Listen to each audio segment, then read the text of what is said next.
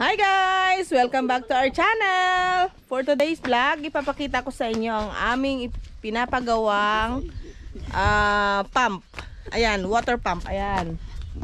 Ayan guys, so simulan na nila. Bali, gumagawa sila ng, ano nga yung tawag dyan to? Ng brace?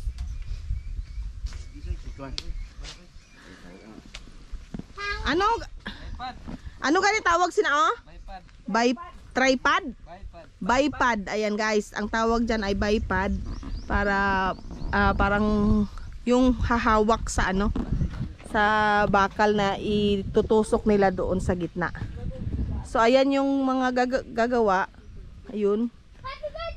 Actually merong tanim to dito sa ano sa gitna na capsicum. So nilipat ni Manoy ang capsicum para hindi masira. So diyan kami magbubutas nung pump na, para sa pump namin. So ayan. So ang lubid niyan, meron dito pa ganyan, ayan oh. Saan ba 'yan? Ayan. Tapos doon din pa ganyan. Ang tubo na gagamitin namin diyan guys ay ano, number 4. Ayan oh, ang aming tubo. Ayan. So gagamit kami ng 4 na tubo para bibigyan tayo ng magandang tubig. Sana makaswerte tayo ng ano, flowing. 'Yun. Kasi ayun ang mga gamit nila. Ayan. At saka ayan.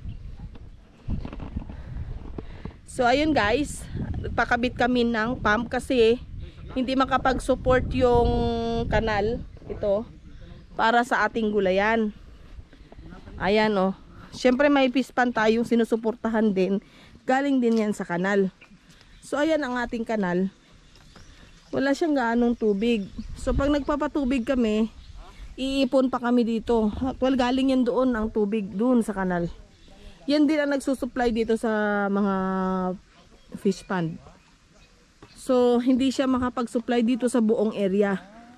Kaya papakabit ako ng pump para mabigyan ng tamang tubig ang ating mga gulayan.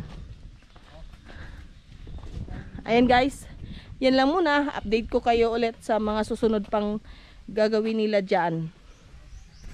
Many minutes later.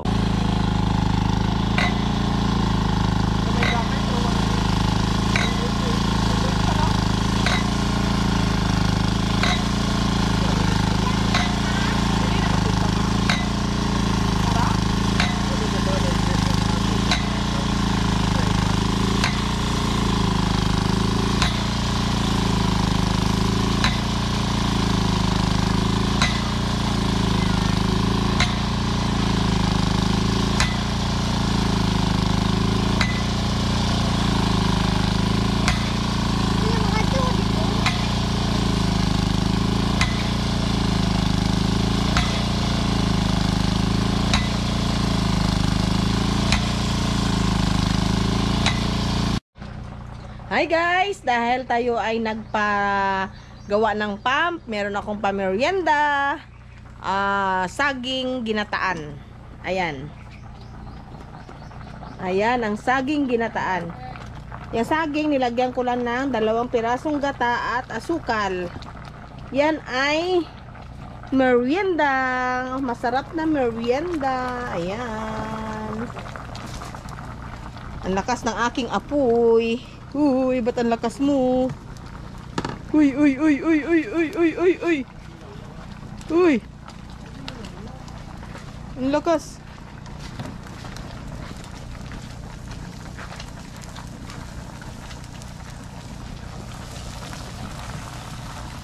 Saraduhan natin yan.